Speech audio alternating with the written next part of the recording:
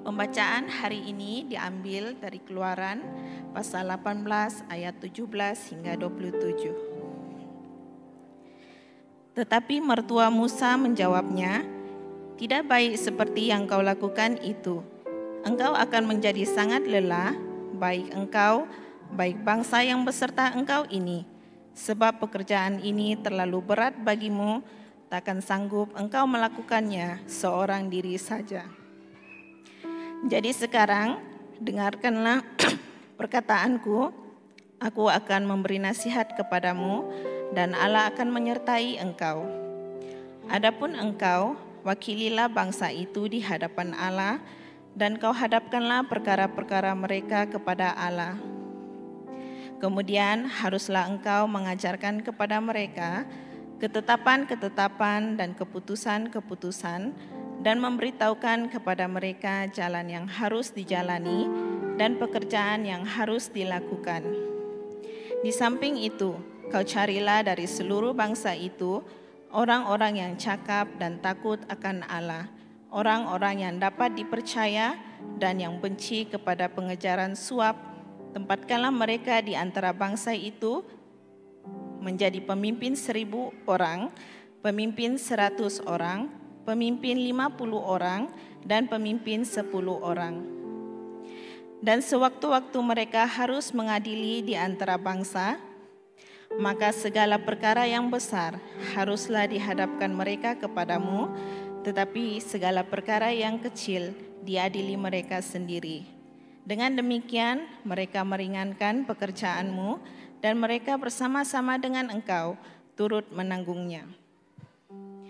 Jika engkau berbuat demikian dan Allah memerintahkan hal itu kepadamu, maka engkau akan sanggup menahannya dan seluruh bangsa ini akan pulang dengan puas senang ke tempatnya." Musa mendengarkan perkataan mertuanya itu dan dilakukannya segala yang dikatakannya. Dari seluruh orang Israel, Musa memilih orang-orang cakap dan mengangkat mereka menjadi kepala atas bangsa itu, menjadi pemimpin 1.000 orang, pemimpin 100 orang, pemimpin 50 orang, dan pemimpin 10 orang. Mereka ini mengadili di antara bangsa itu sewaktu-waktu perkara-perkara yang sukar dihadapkan mereka kepada Musa, tetapi perkara-perkara yang kecil diadili mereka sendiri. Kemudian Musa membiarkan mertuanya itu pergi dan ia pulang ke negerinya. Demikianlah firman Tuhan. Sekali lagi, shalom semua. Shalom, ya kita sekali lagi bersyukur. Nah, karena hari ini merupakan hari yang sangat istimewa ya. Kenapa saya katakan istimewa? Karena kita memasuki satu fase yang baru lagi di dalam kita memulakan perjalanan di dalam kelompok sel kita. Ya, karena kita juga bersyukur ya dalam kita memulakan, kita bersyukur ada pemimpin-pemimpin yang kita bangkitkan, yang kita berikan tanggung jawab tugas yang baru bagi setiap mereka. Ya kita bersyukur tadi ada ketua zon, ada penyelia, bahkan ada pemimpin ya yang harus kita bentuk terus dan harus kita latih agar di dalam pelayanan mereka semakin efektif dan semakin menyenangkan hati Tuhan. Ya itu yang penting. Karena apabila kita melayani, ya tujuannya bukan saja kita melayani manusia, tetapi di dalamnya kita melayani Tuhan. Nah karena seorang pemimpin adalah sangat penting di dalam sebuah gereja. Ya, di dalam gereja kita pemimpin-pemimpin merupakan tulang belakang gereja. Sama-sama katakan tulang belakang. Ya. Kenapa? Ianya sangat penting. Ya, karena tanpa pemimpin yang selalu membimbing kita, mengajari kita, ya, gereja kita ya akan susah mengalami pertumbuhan. Bukan saja di dalam kehidupan, ya, pertumbuhan rohani kita, tetapi di dalam pelayanan-pelayanan penjagaan di dalam gereja. Jadi kita sangat memerlukan ya pemimpin-pemimpin di dalam gereja kita. Ya, karena sehingga hari ini kalau kita nampak, wah tadi ramai pemimpin kita doakan. Sehingga hari ini masih tidak cukup dan masih memerlukan. Benarlah ya seperti Yesus katakan di dalam Matius 9 ayat 37. Ya dikatakan sana, tuaian banyak tetapi pekerja sedikit. Maka Yesus berkata, karena itu mintalah kepada Tuhan yang mempunyai tuaian supaya mengirimkan pekerja-pekerja tuaian itu. Jadi Tuhan suruh kita terus berdoa. Ada suatu seruan panggilan untuk kita terus membangkitkan pemimpin-pemimpin. Ya, jadi kalau kamu tanya Kak Kris berapa selmu? Wah banyak itu. Ya, ya sangat banyak. Ya, ada ramai di kalangan pemimpin kita, penyelia kita sudah harus memegang 3 sel, 2 sel ya karena masih kurang pemimpin untuk gereja kita. Nah, jadi hari ini kita harus sama-sama memahami bahwa ada suatu panggilan ya bahwa ladang sudah menguning dan juga kita perlu ada pekerja-pekerja tuaian ya. Kalau kamu coba lihat kiri kanan kamu ya, kamu katakan kepada dia, ladang menguning, kasih tahu dia. Ya, lepas itu tambah lagi sedikit, tapi pekerja sedikit baru kamu senyum. Ya. Maksudnya ada satu panggilan untuk kita semua. Nah, topik hari ini adalah berbicara tentang kekuatan gereja sel. Sama-sama katakan kekuatan gereja sel. Nah, karena gereja kita merupakan sebuah gereja sel. Ya, mungkin kalau kamu melihat keluar, ya, mungkin juga ada sudah yang mulai menerapkan pelayanan di dalam gereja mereka konsep gereja sel. Ya, kalau dulu asalnya adalah gereja kita, ya, dulu biasanya kita ada itu persekutuan rumah tangga, ya kan dulu. Ya, tetapi setelah itu gereja kita memutuskan ya lebih kurang mungkin 30 tahun yang lalu gereja kita telah memutuskan bahwa kita masuk di dalam konsep sebuah gereja sel. Karena kita harus bertanya, yang mungkin jemaat sudah lupa, apa itu gereja sel? Kenapa perlu ada gereja sel? Ya, nah, jadi gereja sel ya sebenarnya sejak dari awal lagi sudah ada gereja sel. Ya. Bukannya melalui gereja Saint Patrick. Ya kita tahu gereja Saint Patrick merupakan gereja yang pertama-tama di dalam daesis kita ya memulakan pelayanan gereja sel. Nah, tetapi sejak awal lagi Tuhan sudah memulakan gereja sel. Ya, Tuhan sudah memulakan. Walaupun pada masa itu ya ianya tidak disebut gereja sel. Ya, karena di dalam perjanjian lama ya, ianya sebenarnya sudah ada gereja sel. Kalau kita belajar baik-baik, prinsip yang diperkenalkan di dalam Keluaran, ketika Musa membawa bangsa Israel keluar daripada Mesir menuju kepada tanah perjanjian, nah di sana ya Tuhan sudah mulai membentuk gereja sel, ya pelayanan sel, sistem sel. Ya, yang kita kenali hari ini adalah prinsip Yitro, sama-sama sebut prinsip Yitro. Prinsip Yitro. Nah itu Keluaran. Sudah sejak dari mula. Ya, apa itu prinsip Yitro? Kalau kita lihat prinsip Yitro adalah sebuah sistem yang merangkumi. Di sana ada pemerkasaan kepimpinan yang jelas. Maksudnya kita memberikan otoriti kuasa kepada orang lain untuk memimpin. Ya, kedua, bertanggung jawab yang berkesan. Maksudnya memberikan suatu tanggung jawab kepada orang-orang yang lain yang dipercayakan ya untuk memimpin yang lebih berkesan. Dan yang ketiga, penjagaan pastoral yang baik. Ya, ada banyak pelayanan-pelayanan yang perlu dilakukan. Ya, perlu diperhatikan ya di dalam menjaga, melindungi jemaat Tuhan. Dan yang keempat adalah pelayanan yang dikongsi bersama. Perjalanan di dalam kehidupan kerohanian itu ya ditaruh di dalam hati bukan kepada satu orang tetapi kepada seluruh umat Tuhan. Nah itu ya di dalam Keluaran. Kemudian di perjanjian baru ya Yesus sendiri juga mengajar konsep yang sama. Yesus juga ketika dia datang dia memulakan pelayanannya, dia juga memulakan konsep yang sama. Ya, Yesus tidak cari langsung di dalam rumah ibadat langsung dia berkhotbah saja. Dia buka gereja, tidak. Tetapi apa yang dilakukan Yesus, dia bermula dengan mencari 12 orang murid, kumpulan yang kecil. Ya. Dia mulai mencari, mengajar, melatih di dalam 12 orang ini.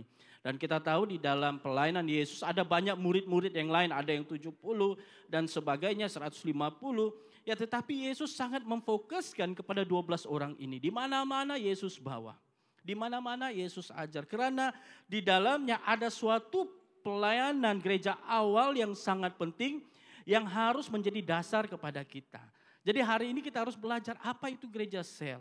Nah, di dalam gereja sel kita akan melihat 3 ciri-ciri utama sebagai sebuah gereja sel. Yang ini harus difahami sebagai gereja sel ya, sebagai jemaat di dalam gereja Saint Patrick. Kita harus paham ya, kita harus belajar bersama-sama. Nah, jika tidak nanti kita mulai keliru ya, dan nanti kita boleh jadi tersinggung, kita kecil hati, kita marah-marah, kita tidak puas hati dan sebagainya. Nah, karena ciri-ciri yang pertama ya di dalam pelayanan gereja sel, ianya berkesan di dalam penjagaan pastoral. Sama-sama kita katakan berkesan dalam penjagaan pastoral. Berkesan dalam penjagaan pastoral. Okay. Nah, kenapa? Kenapa ianya berkesan? Nah, sekarang saya harus tanya, apa harapan sebagai jemaat Tuhan? Ya, apa harapan kamu bagi seorang padri? Kalau ada seorang padri diutus ke dalam gereja, apa harapan kamu? Ya, bagi seorang padri. Ya, sudah pasti ada banyak ya. Kita mau supaya bila padri berkongsi firman Tuhan yang luar biasa. Kami menjadi kenyang-kenyang ketika mendengar firman Tuhan. Ya, firman Tuhannya luar biasa. Kemudian pelayanan-pelayanannya ada lawatan ya kemana-mana. Ada pelayanan kesyukuran, ada pelayanan untuk counseling, ada pelayanan untuk segala-galanya lah. Hari jadi, orang meninggal, orang kawin. Semua kita harapkan ya daripada pelayanan. Ya, jika tidak cukup kita pun harap ya, kalau kami tidak punya kendaraan kami pun berharap adalah ya hamba Tuhan yang menolong ya untuk menjemput dan membawa pulang.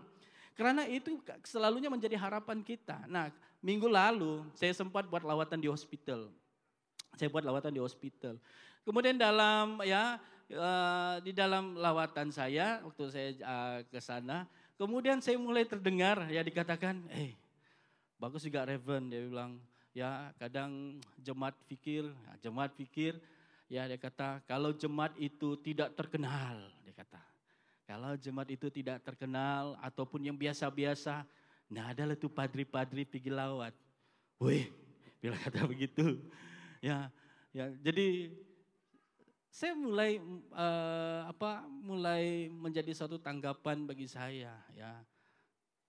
Karena bagi kita, ekspektasi kita selalu demikian.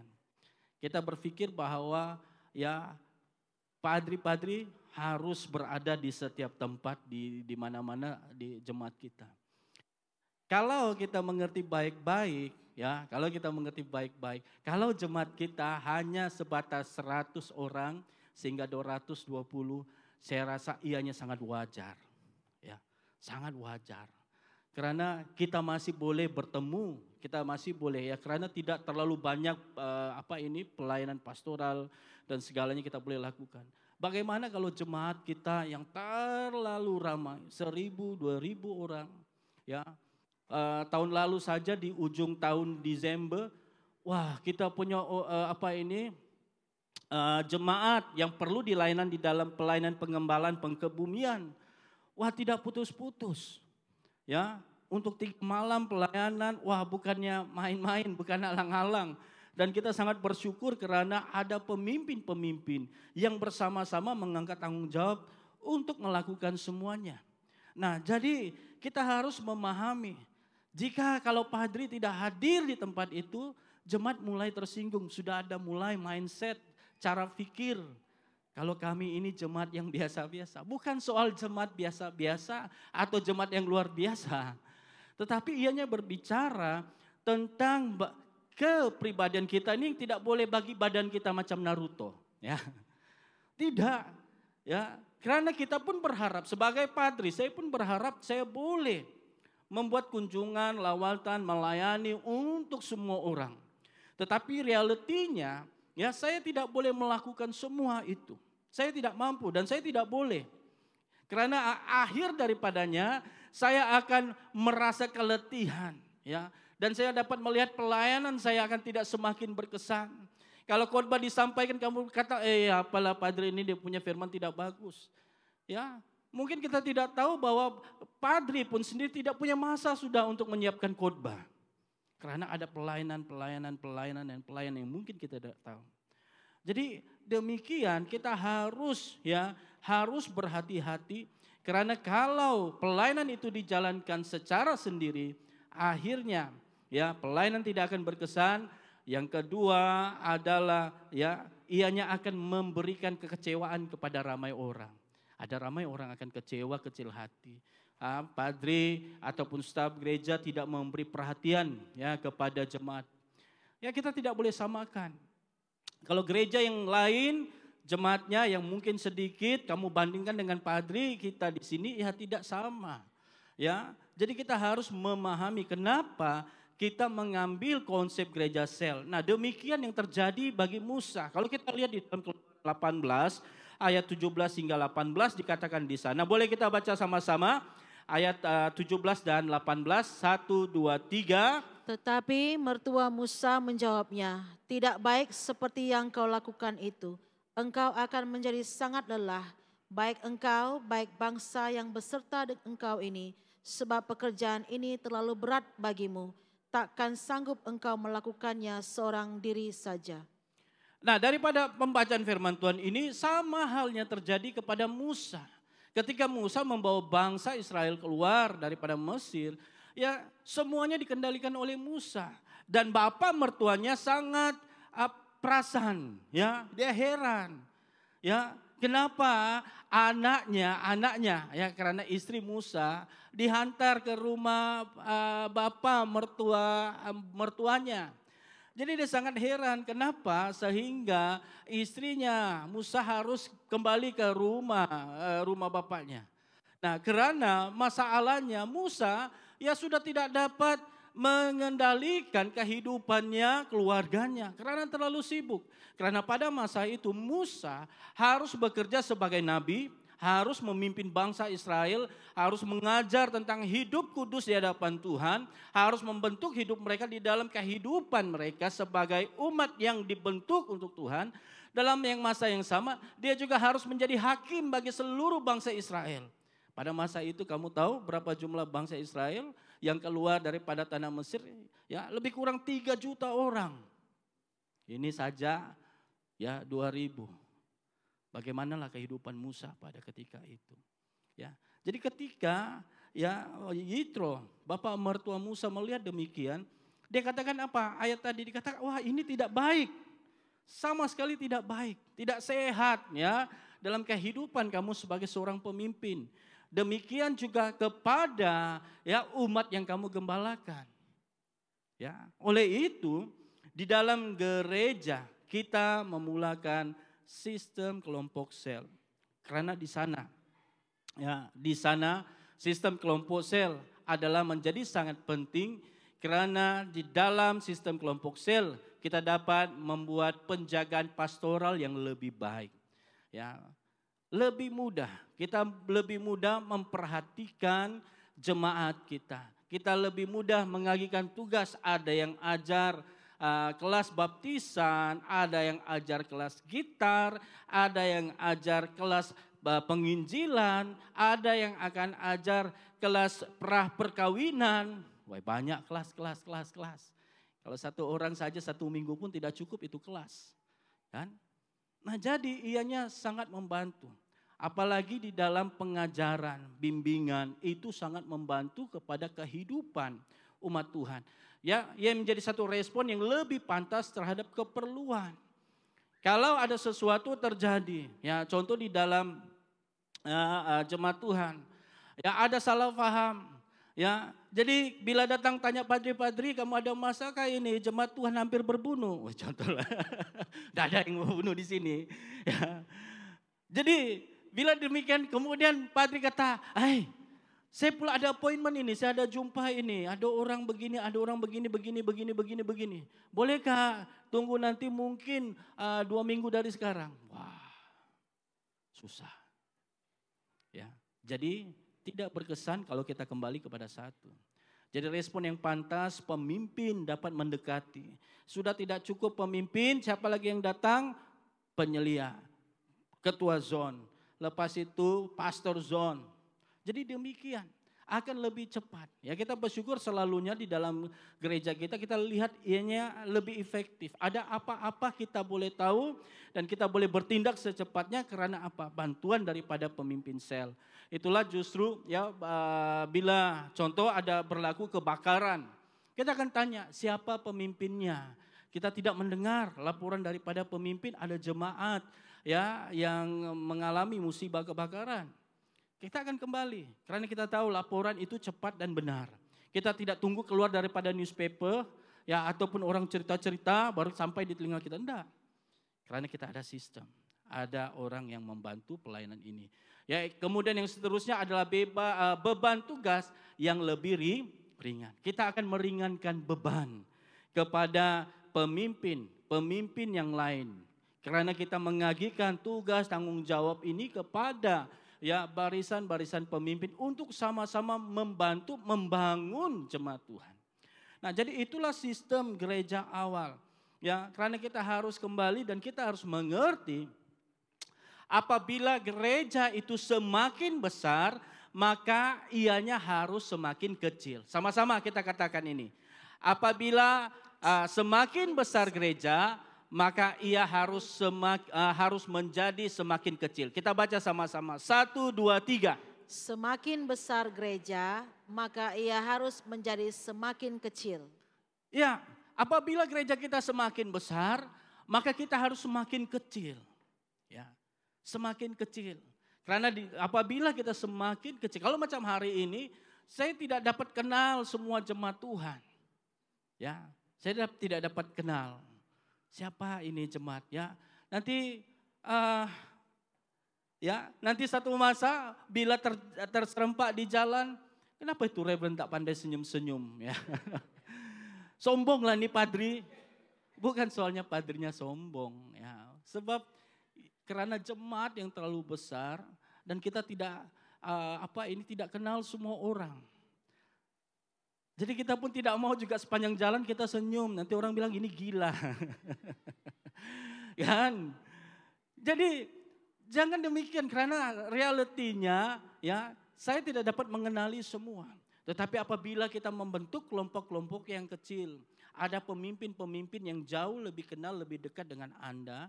Mereka dapat membimbing lebih baik dan lebih spesifik kepada keperluan jemaat yang lebih kecil.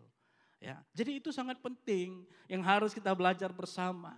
Ya, jadi inilah yang harus kita pahami tentang kepentingan sebuah gereja sel. Itulah pentingnya. Apa gereja kita memilih gereja sel. Jadi jangan kita bandingkan dengan gereja-gereja yang lain. Kita tidak boleh membandingkan dengan gereja lain. Karena konteksnya, latar belakangnya itu berbeza. Ya. Nah, seterusnya keberkesanan di dalam gereja sel ya adalah berkesan di dalam memperkasakan kepimpinan. Ya. Nah, kenapa dikatakan berkesan memperkasakan kepimpinan? Ianya membawa maksud bahwa ianya sangat berkesan apabila kita memberikan authority ataupun kuasa dan juga tanggung jawab kepada pemimpin-pemimpin yang lain untuk bersama-sama membantu memperluaskan pelayanan. Ya, untuk membantu melakukan tugas-tugas dan tanggung jawab sebagai gereja. Nah, jadi itulah penting ianya sangat berkesan. Ya, di mana kita bersama-sama ya, kita mempunyai suatu struktur di dalam gereja kita. Ya, kalau kita lihat ya apa yang disebut sebagai struktur, kalau kita baca di dalam Keluaran 18:22 hingga 21 hingga 22, boleh kita bacakan bersama-sama? Oke, 1, 2, 3.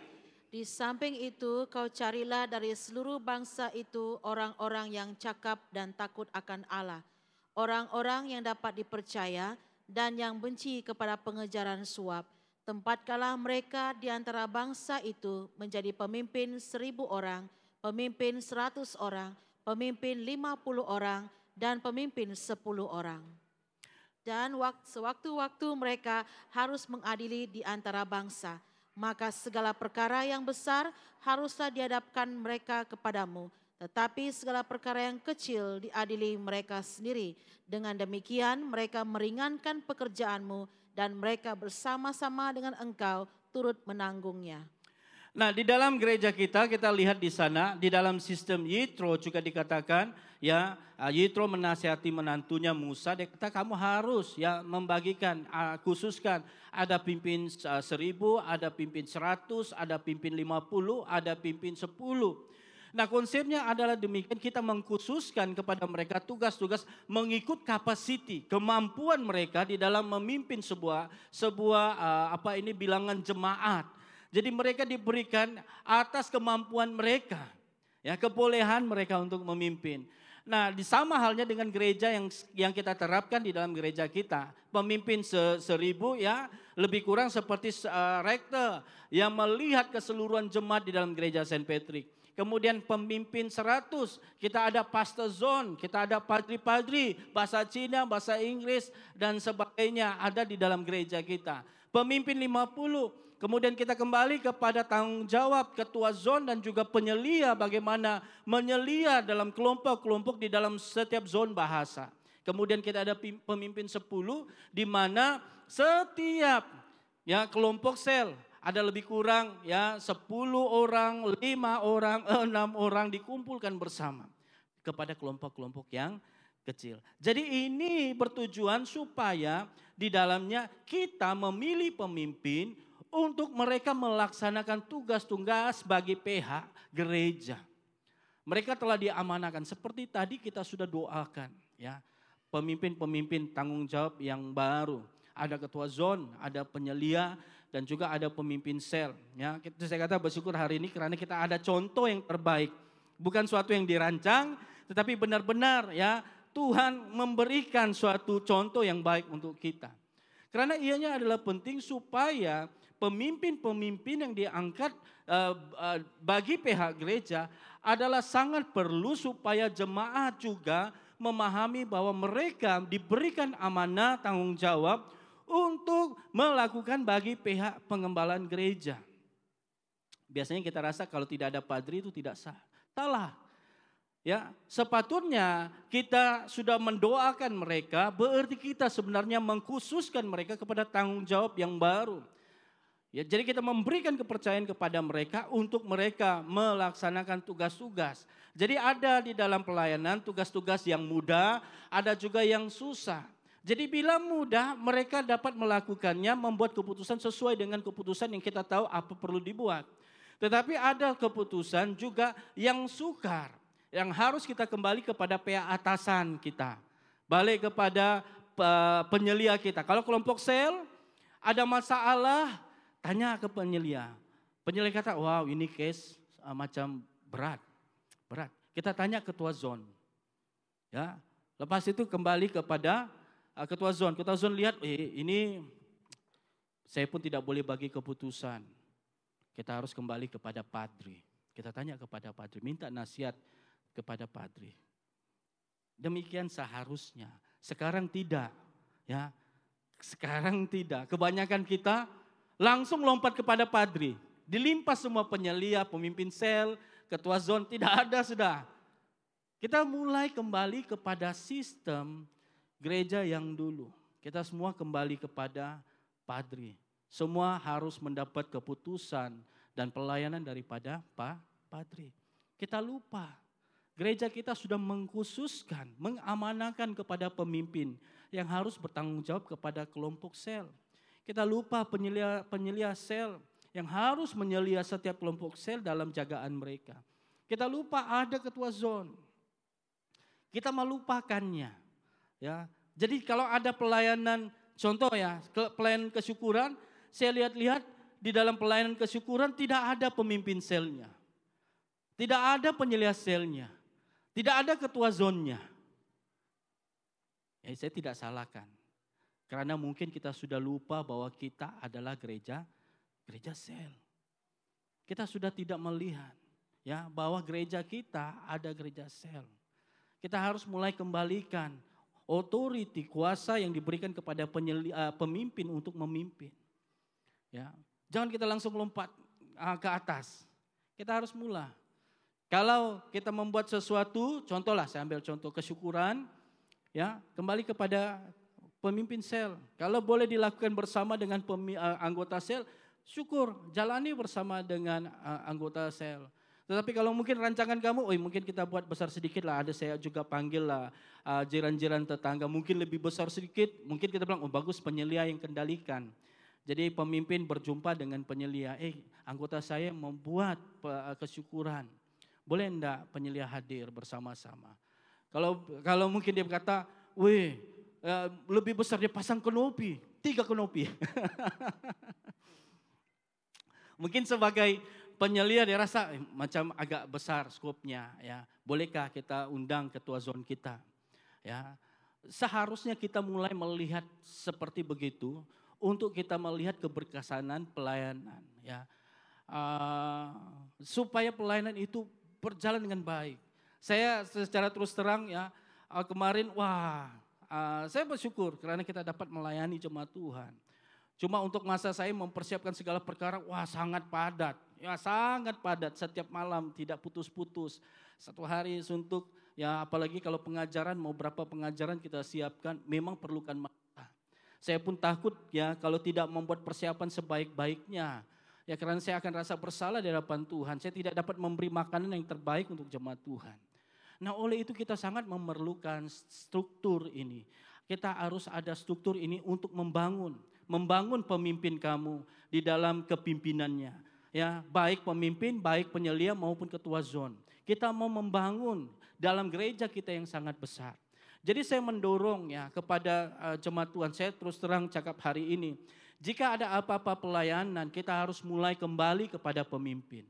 Kalau kamu ada urusan sepertinya ya untuk urusan pengembalaan, kita harus mulai dengan pemimpin. Saya akan tanya, siapa pemimpin sel kamu? Ya, setakat ini yang saya layani, saya akan bertanya, siapa pemimpin sel kamu? Ya, kalau kamu dapat bawa dia hadir bersama, puji Tuhan. Saya bersyukur karena Anda menghormati pemimpin kamu, kamu menghargai pemimpin kamu. Mungkin masanya tidak ada masa, ya ianya harus disampaikan kepada penyelia kamu dan sebagainya. Karena begitulah kita harus bangun gereja kita.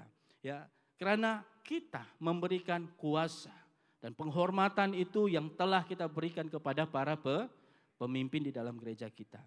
Nah, seterusnya kalau kita lihat baik-baik ya di dalam kepimpinan memberikan kuasa kepada para pemimpin juga ya. Yitro ataupun juga di dalam perjanjian baru menyenaraikan ada penilaian-penilaian juga yang harus kita nilai di dalam kita memanggil ataupun memilih pemimpin di dalam gereja kita.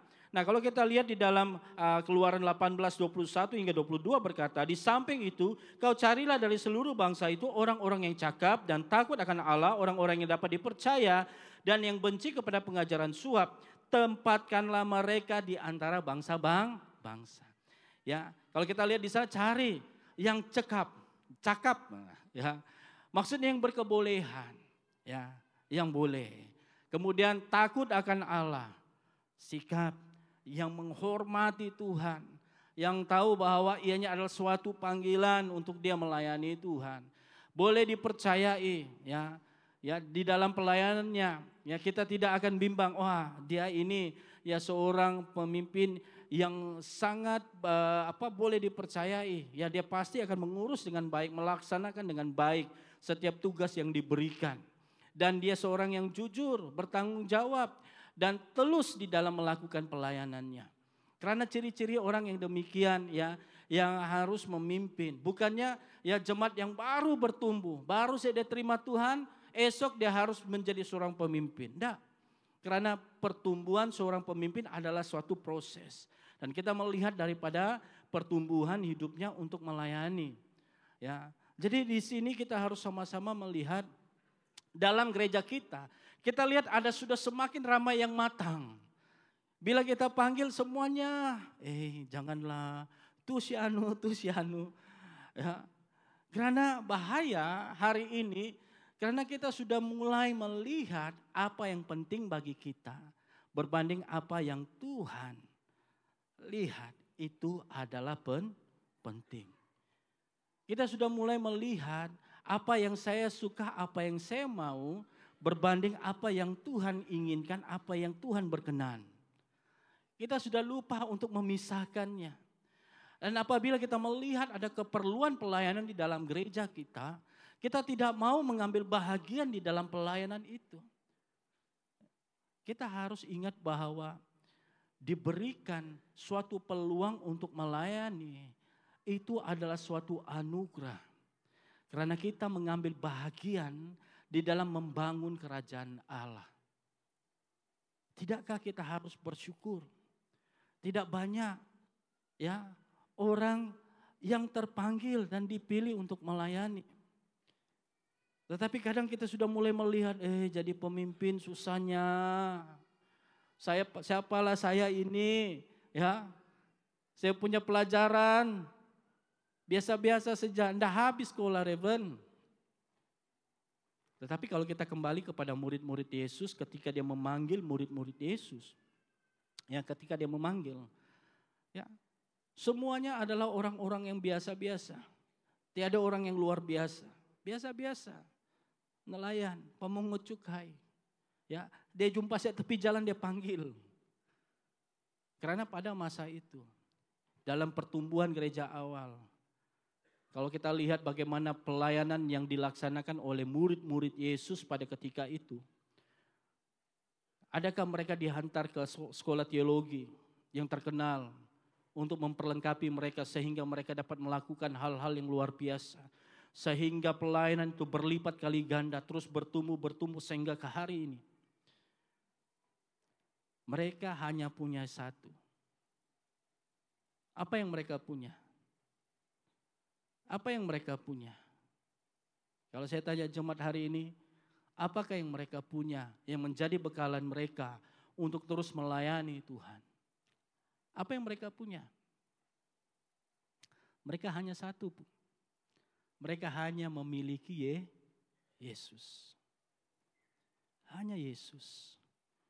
Bukan sijil, bukan kelayakan, bukan kedudukan, bukan kehormatan, tetapi hanya Yesus. Hatinya menemukan siapa Yesus. Hatinya dibentuk, diubah oleh Yesus.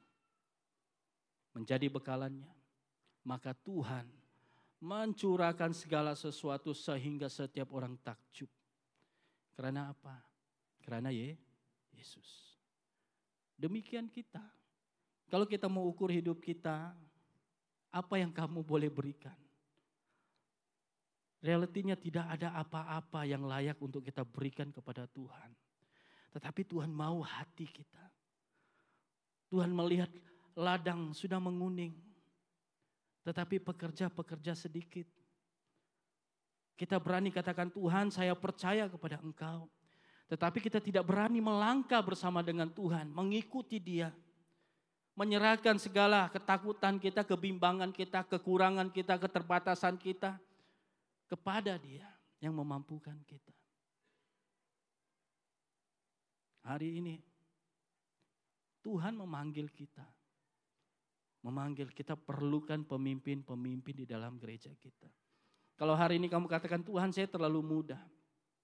Kita kembali kepada, adakah kamu mempunyai hati untuk Tuhan, untuk mau memuliakan Dia? Serahkan kepada Tuhan. Berikan hidupmu untuk Tuhan. Maka kamu akan melihat bagaimana Tuhan membentuk hidupmu. Mengubah karakter kepimpinanmu. Yang dulu mungkin kamu seorang pemalu, Tuhan bentuk kamu menjadi seorang yang lebih berani. Saya berani akui, saya orang yang begitu. Saya orang yang selalu bersembunyi. Bersembunyi, tidak berani. Tetapi saya percaya bahwa Tuhan membentuk saya.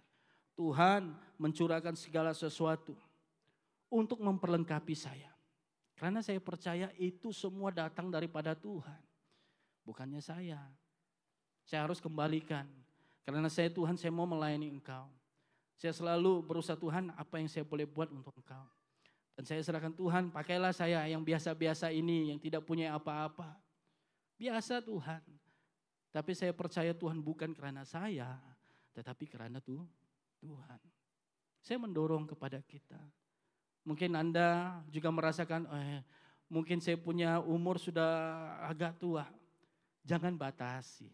Tuhan memanggil setiap kita untuk pekerjaannya yang luar biasa.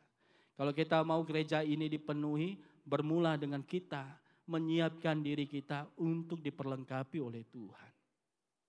Penerobosan dalam hidupmu bermula apabila Anda mulai melangkah bersama dengan Tuhan. Jadi saya mendorong ya, kesempatan ini saya mendorong kepada semua jemaat Tuhan. Kita sama-sama melihat dan juga menyerahkan hidup kita untuk bersama-sama bertumbuh sebagai gereja yang berkesan sebagai gereja sel. Nah, yang ketiga, keberkesanan di dalam gereja sel adalah berkesan di dalam mobilisasi. Mobilisasi ya, adalah sangat penting karena kita bersama-sama mendapat suatu matlamat, satu message yang jelas untuk kita jalan bersama. Dalam gereja sel, kelompok yang kecil, segala sesuatu yang ingin kita sampaikan, ingin kita ajarkan, dapat diberikan kepada jemaat kita. Nah, kalau kita lihat apakah keberkesanannya, kita lihat di sana bahwa sistem kepimpinan yang terdiri daripada pelbagai peringkat adalah sangat jelas. Kalau kita lihat di dalam struktur ataupun susunan ada tingkat pelayanan kita, ianya sangat berkesan. Karena sebagai pemimpin ketika kita katakan oke, kita ada konferensi penyembahan yang akan kita bawakan. Sampaikan kepada jemaat kita dan ianya disampaikan oleh pada pemimpin-pemimpin kita kepada jemaat, mereka boleh dekati dan ajak. Oke, mari join, ikut sama-sama. Apa masalahmu? Jangan risau, kita coba hadir bersama-sama. Ianya lebih mudah. Kedua, dikatakan bahwa struktur yang tersusun akan memudahkan mobilisasi dijalankan di dalam segala perkara. Ya, kalau kita ada struktur yang tersusun, ya, seperti sekarang di dalam gereja kita, bukan saja kita ada setiap peringkat-peringkat, kita pecahkan kepada zon dewasa, zon muda-mudi, zon belia, zon kanak-kanak. Semuanya kita masuk di dalam pelayanan supaya di dalam gereja kita melihat ada keperluan-keperluan. Dan bagaimana kita membentuk apa visi kita, apa rancangan kita, apa tujuan kita, apa yang kita mau capai, itu dapat kita sampaikan. Lebih mudah ya untuk lihat, oh ini cara penyampaian kepada golongan yang lebih dewasa caranya demikian. Untuk lebih muda-mudi caranya demikian. Untuk kanak-kanak caranya demikian. Lebih mudah. Dan dikatakan yang ketiga ya akan lebih cekap dan juga lebih berkesan. Ya karena di dalam semuanya pelayanan kita mau supaya ianya benar-benar memberi impact. Bukan saja kepada dalam gereja kita tetapi kepada dunia. Kita dapat menjangkau lebih jauh apabila kita mempunyai kelompok-kelompok yang lebih kecil yang bersifat melihat kepada kehidupan di dalam dan untuk keluar. Ya, jadi jangan kelompok sel mulai berpusat kembali. Kembali kemana? Kembali ke dalam. Ada banyak kelompok sel tidak mau berganda. Ada di sini sel yang tidak mau berganda. Anggotanya sudah 12, 13. Bila dibagi tahu, oke, kita mau berganda, langsung tidak datang sel semua. Jangan. Karena Tuhan mau ada terjadinya pergandaan ya di dalam pelayanan kita. Karena keselamatan bukan merujuk kepada kita, tetapi merujuk kepada seluruh dunia. Kita harus mulai melihat keluar, bukan melihat ke dalam. Orang mau datang sel kita nampak siapa orangnya. Tidak ngapa dia dengan masuk sel kita. Bolehkah dia ikut sel lain? Ada tidak demikian? Saya harap dia adalah. Ya. Bila di sel, ya dia punya suasana, ya tidak memperhatikan satu sama lain. Kita harus mulai melihat apa yang Tuhan inginkan terjadi di dalam kelompok sel kita. kita menanti-nantikan di dalam pertemuan kita ada sesuatu yang Tuhan kerjakan di dalam kelompok sel kita. Kita melihat ada transformasi, kita melihat ada penjangkauan keluar, kita melihat ada keberhasilan di dalam pelayanan kita. Nah, itu yang harus terjadi. Di Cina 50 tahun yang dahulu ya, ketika gereja mulai ingin bertumbuh, nah kerajaan Cina ya, apabila mereka mendengar pemerintah komunis, ya mereka memaksa ya kepada gereja hanya mau ada satu gereja yang kerajaan izinkan. Tidak ada gereja-gereja yang lain ya yang resmi, hanya yang telah disahkan oleh kerajaan. Hanya satu saja, dia tidak mau ada banyak gereja-gereja. Dia mau hanya satu saja. 50 tahun yang lalu. Nah, tetapi apa yang terjadi adalah, nah gereja-gereja ini mereka mulai bergerak secara tersembunyi. Ya, mereka bergerak secara, bukannya mereka menentang kepada pemerintah, karena pemerintah coba mengekang pertumbuhan orang-orang percaya. Mereka coba batasi, kawal, ya mana yang mereka boleh kawal mereka kawal. Tetapi orang-orang percaya di sana, mereka mulai bergerak secara tersembunyi. Melalui apa? Ya, mereka mulai membuat ibadah-ibadah di dalam kelompok sel. Mereka bertemu di dalam kelompok-kelompok sel. Kumpulan-kumpulan kecil. Mereka tidak ada gedung-gedung yang besar seperti rumah doa seperti ini untuk beribadah. Masa itu tidak boleh. Tidak diizinkan kerajaan. Jadi mereka hanya ada kumpulan-kumpulan kecil. Ya, mungkin menyanyi secara senyap kali. Tidak berani ya ambil drum semua, tidak berani. Karena mereka tahu bahwa pekerjaan Tuhan sedang terjadi di negara Cina. Mereka tahu bahwa mereka terpanggil tidak hanya berfokus kepada gereja yang ditetapkan oleh kerajaan, tetapi mereka harus melihat kepada pekerjaan kerajaan Tuhan masa itu. Dan hari ini, kalau kita melihat perkembangannya, negara Cina merupakan negara Kristen yang semakin umat Kristen yang terbesar di dunia.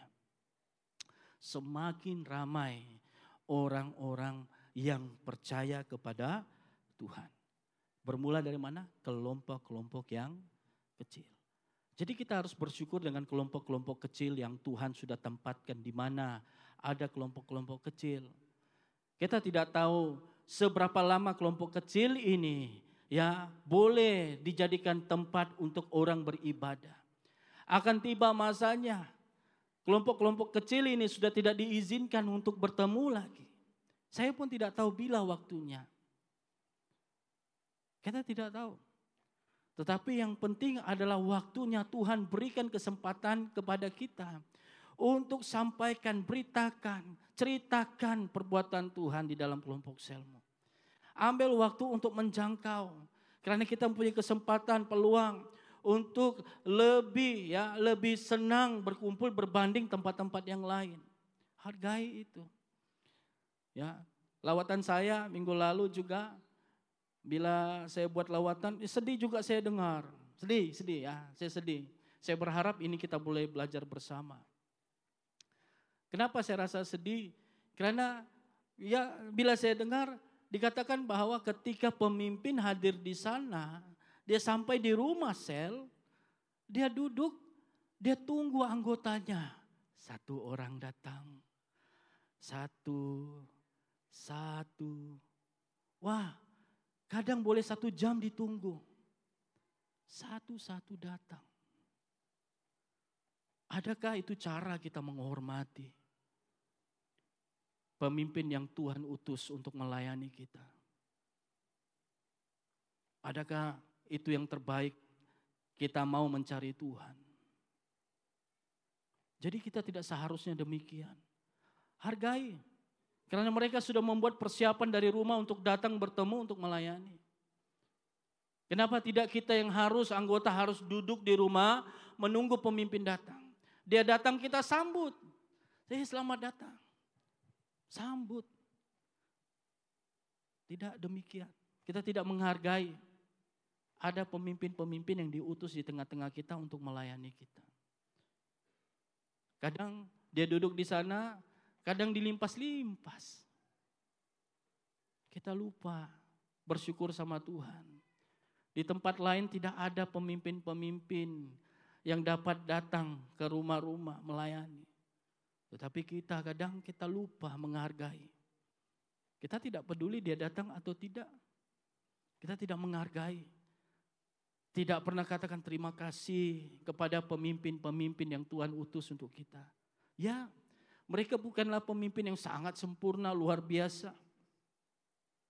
Tetapi penghormatan harus kita berikan kepada pemimpin-pemimpin kita. Harus. Kita harus menghargai mereka sebaik-baiknya.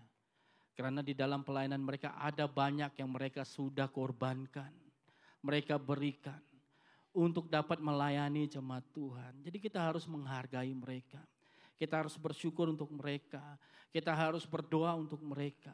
Karena mereka juga manusia seperti kita. Ada banyak pergumulan, ada banyak masalah yang mereka harus lalui juga. Ada banyak yang mereka harus lepaskan untuk mereka boleh ada di dalam kelompok kecil itu.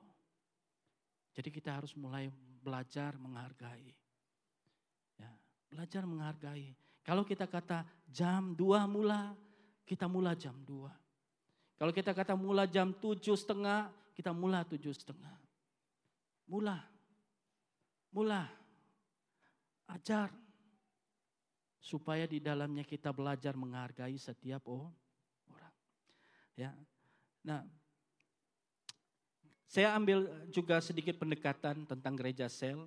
Kalau kita lihat tentang struktur gereja sel, kalau kita kembali kepada sistem persekutuan rumah tangga, ya biasanya ini ada sedikit gambaran untuk kita memahami. Nah, gereja kalau kita hanya membentuk 2 pasukan saja, setiap pasukan 30 orang, biasa rumah tangga begitu. Saya ingat dulu saya kecil-kecil, saya juga biasa lihat ada ramai orang datang 1 kali di rumah, ya begitu, ramai-ramai, ya. Jadi kalau untuk 3 malam, ya, kalau untuk 3 malam kita ya hanya dapat melakukan pelayanan 3 malam. Kalau 1 malam ada 11 rumah, ya kita hanya boleh dapat 33 rumah. Ya paling banyak pun 66 kalau 2 pasukan. Ya. Dan orang hanya datang ke pelayanan persekutuan rumah tangga. Orang datang melayani saja di sana, lepas itu pulang bye-bye. Tunggu lagi, bila lagi kamu punya turn dilawat di sana. Ya, kadang pelayanan ini boleh ambil masa yang agak lama, agak panjang. Nah, berbeza dengan pendekatan yang sekarang, ya dalam konsep gereja sel, kelompok sel. Kalau kita ada 30 kelompok sel, ya kalau kita ada 30 kelompok sel dalam 3 malam, kita tidak perlu lawat sampai 11 rumah. Cukup saja 3 malam hanya 2 rumah, kita sudah boleh menjangkau lebih kurang 180 buah rumah untuk lawatan kita. Karena apa? Kita ada 30 kelompok yang berjalan. Buktinya adalah caroling. Gereja kita Zon Bahasa Malaysia, ya kita tetap jalankan caroling kepada setiap rumah jemaat kita. Kalau kamu tanya berapa rumah jemaat kita, beratus-ratus. Ramai. Ya, karena kita lihat ada banyak keluarga yang harus kita lawat. Tetapi kita bersyukur ada zone, ada kelompok-kelompok dapat membantu melawat semua rumah-rumah. Ya, dan kita tidak perlu balik, terlalu lewat. Ya, kalau yang caroling memanglah ya lewat. Kenapa? Kita coba kasih pack karena masih kurang pemimpin-pemimpin lagi di dalam gereja kita. Kalau ada banyak pemimpin, banyak pemain gitar, nah banyaklah, lebih mudah, lebih cepat pelayanan itu. Nah, jadi itulah penting kenapa kita kembali kepada konsep gereja sel. Jadi ini saya mendorong kepada jemaat bersama-sama ya untuk sama-sama kita melihat kepada panggilan keperluan di dalam gereja kita, gereja Saint Patrick. Nah, jadi kita berharap bahwa pelayanan di dalam gereja kita itu benar-benar dekat kepada jemaat. Ya, dekat kepada jemaat. Saya tidak berkata hari ini stop undang padri atau panggil padri, enggak. Boleh, ada masanya juga bersama-sama. Tetapi jangan sehingga kita mengharapkan sesuatu sehingga kita rasa kita tidak digembalakan. Ingat pemimpin, penyelia dan ketua zon kita adalah yang sudah dikhususkan untuk melakukan pelayanan pengembalaan. Ya, jadi jangan kita kata kalau tidak ada padri tidak sah dilayani. Pemimpin datang, itulah pelayanan yang gereja sedang lakukan bagi anggota jemaat. Nah, kalau kita lihat, kita kembali sebagai gereja sel, apakah fungsi dan peranan kita sebagai kelompok sel. Nah, saya katakan tadi yang pertama adalah hormat dan sokong pemimpin sel Anda. Saya kembali katakan ini adalah penting karena kita harus menghargai setiap pemimpin sel kita. Nah, di dalam kelompok sel dewasa, perayaan Valentine yang kita akan lakukan di dalam sel dewasa adalah kita mau menghargai satu sama lain. Kita mau membangun kasih yang mungkin sudah semakin kita lupakan di dalam kelompok sel kita. Kita kurang menghargai satu sama lain. Dan itu yang kita ingin bangunkan di dalam kelompok sel kita. Hargai, hormati. Karena kita bersyukur karena mereka yang datang ke dalam tempat kita, kita boleh bersekutu bersama-sama. Bukan saja pemimpin, tetapi bersama dengan anggota. Bersama-sama membangun kelompok sel. Di dalam kelompok sel kita mendorong kepada jemaat semua, anggota-anggota sel untuk sama-sama bangun kelompok sel. Jangan sepenuhnya tanggung jawab diserahkan kepada pemimpin. Ini pun saya ada dengar juga. Dalam kelompok sel, semua pemimpin yang buat. Dialah yang pimpin pujian, dialah yang bawa pemecahan ais, dialah yang bawa kesaksian, dialah yang bawa firman Tuhan, dialah yang bawa pengumuman, dia lagi yang doa penutup. Anggotanya mengangguk saja. Kerjanya di kelompok sel, oke, ya sudah habis, bye. Tidak, gereja sel adalah kita lakukan bersama. Kalau ada pemimpin boleh pimpin dalam doa, pimpin sederhananya doa dalam kelompok sel. Kalau ada yang bilang bawa pujian, bawa sesuai dengan apa yang kamu bawa. Karena kita mau bertumbuh di dalam gereja sel. Jangan lupa ini, ya bukannya kita hantar pemimpin untuk layani kamu, tetapi kamu harus melayani bersama-sama di dalam kelompok sel. Dan harap ianya dapat diterapkan. Saya mendorong kepada pemimpin sel semua, ajarkan anggota tentang perkara ini. Jangan kasih manja anggota Anda. Kenapa? Akhirnya mereka tidak akan bertumbuh secara matang. Bila kita tanya, pimpin doa, tidak pandai aku berdoa. Kenapa? Karena kamu tidak memberi kesempatan untuk dia bertumbuh di dalam hidupnya untuk melayani. Kita harus mulai mengajar pelan-pelan. Ya, janganlah anggota mau berdoa seperti pemimpin atau ya yang doa yang luar biasa. Sederhana saja. Ya, saya ingat Bishop ada kongsikan kesaksian. Ya karena ada anggota yang baru, jadi di dalam kelompok kecil itu, ya dikatakan ketika ada anggota yang mungkin ya baru beberapa bulan ikut sel, tetapi ketika dia melatih anggotanya berdoa, ya di sana kemudian dia bilang kamu pimpin doa. Jadi anggotanya terkejut, saya pimpin doa, macam mana itu kan? Nah kemudian tiba-tiba dia pimpin juga, dia katakan Tuhan, saya acong. Saya berdoa Tuhan, dia mempunyai kerendahan hati untuk taat. Sederhana, Tuhan ajar kami di kelompok sel. Amin. Sederhana. Memang dia tidak pandai, orang tahu bahwa dia baru belajar. Tetapi dia belajar bersama-sama bertumbuh.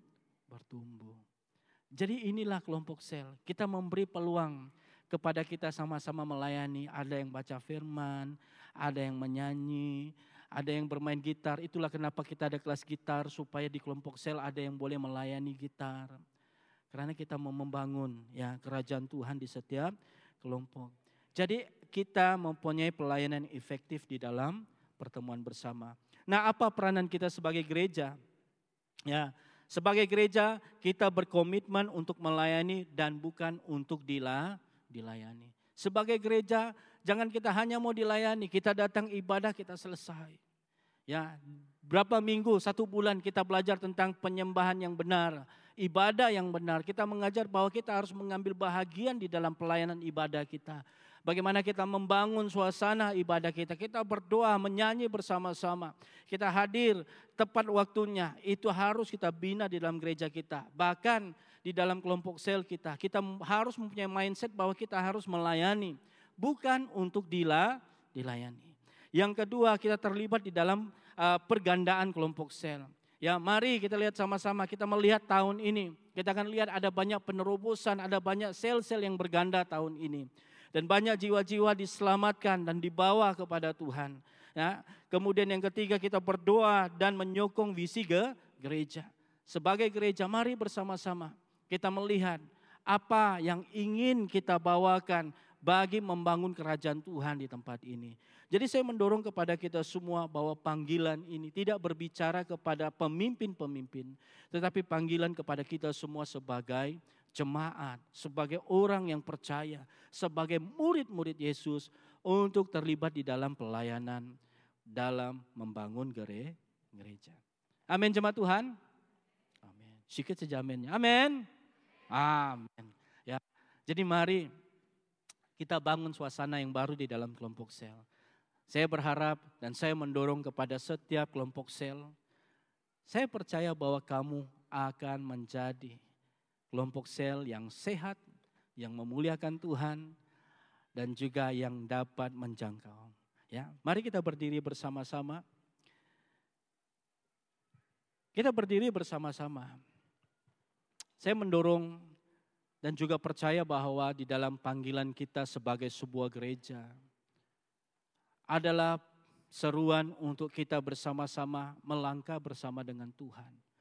Membangun gereja tidak berdasar hanya bergantung kepada pemimpin, tetapi bergantung kepada kita sebagai anggota gereja bersama-sama membangun gereja Tuhan. Karena di dalam kita membangun gereja Tuhan, ada banyak kerja-kerja, ada banyak usaha-usaha yang perlu kita lakukan bersama.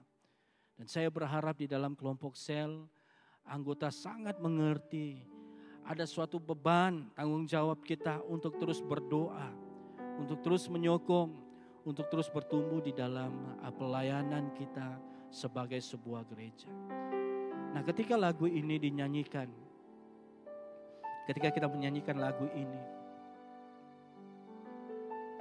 saya mendorong kepada kita semua, ambil waktu untuk berdoa. Kita harus bertanya, Tuhan, adakah saya di dalam sel, saya lebih ingin dilayani daripada melayani? Tuhan, adakah saya mengambil bahagian di dalam kerajaan Allah? Karena Tuhan memanggil kita semua untuk terlibat, membangun suasana ibadah untuk memuliakan Tuhan. Karena kita harus bersama-sama sebagai satu tubuh, bertumbuh bersama-sama, membangun bersama, sehingga persekutuan kita akan semakin disukai oleh setiap orang, dan kita dapat melihat hasil pergandaan demi pergandaan terjadi. Karena itu yang harus terjadi di dalam pelayanan gereja kita. Mari kita nyanyikan lagu ini sebagai satu doa kita.